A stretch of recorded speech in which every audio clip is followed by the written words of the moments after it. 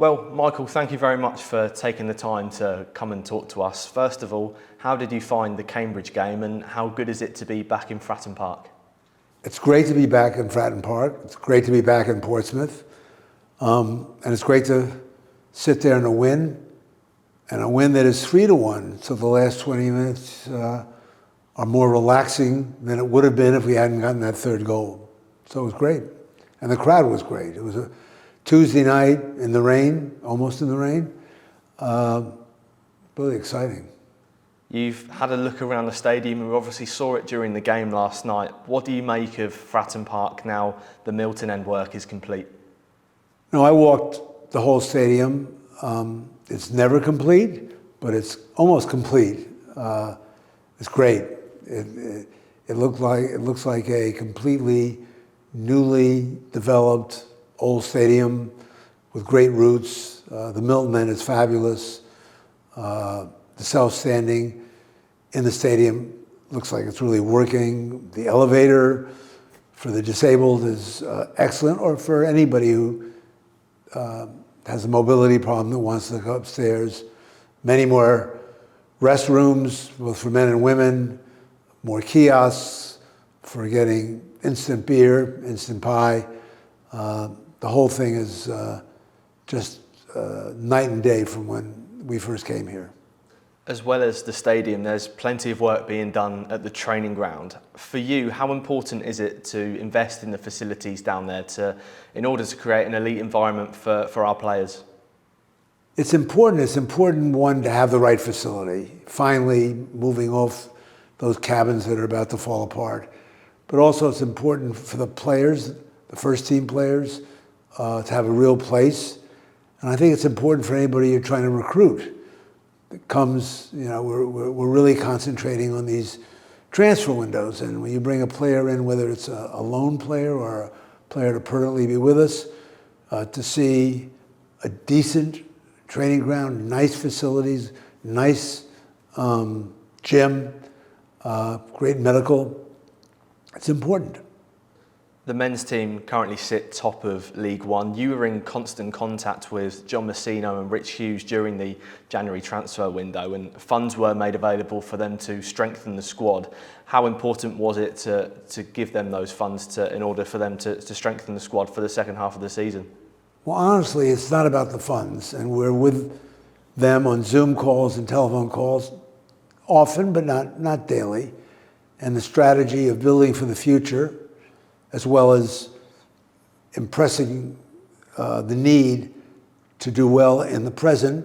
We want to get promoted. But most of the conversation is about strategy, not about costs. If you have the right strategy, the right costs will follow. And I think last January's window under Rich Hughes, last summer's strategy under Rich and John, and this January strategy, I think is proving us to be doing the right thing. Rich Hughes spends a lot of time with his staff. When everybody else is working on today, he's thinking about tomorrow.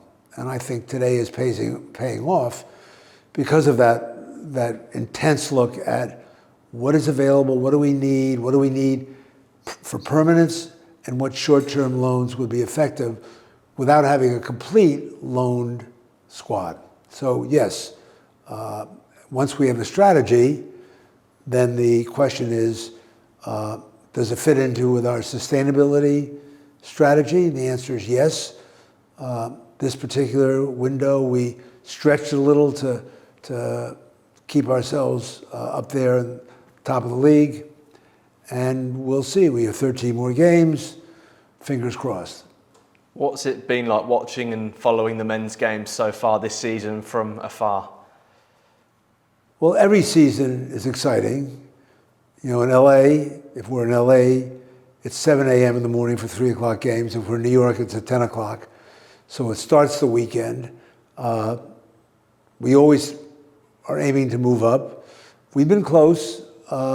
This year it's been particularly strong. At the end of last season, the beginning of this season, all those wins, very few draws, almost no ties, no losses.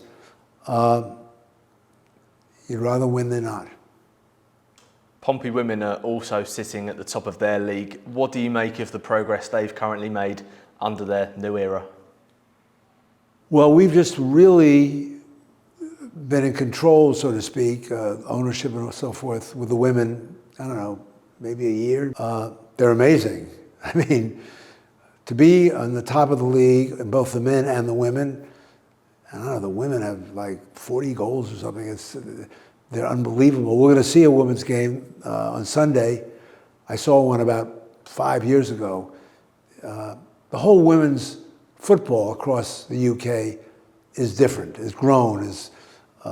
We see a lot of little girls, little boys too, but a lot of little girls coming out. We see an effect on the local Portsmouth environment of girls getting interested, more girls trying out. Is really healthy, finally. And they're good, which is good too. Now, you got to experience Fratton Park on Tuesday night. You get to experience it again this weekend. So how much are you looking forward to Saturday's game against Reading? Well, first of all, I was happy that the rain stopped for the actual match. We walked around Fratton Park in a rather windy, inclement afternoon, although who noticed, because all you could look at was Steve Cripps showing us what great work they'd done. The game was great.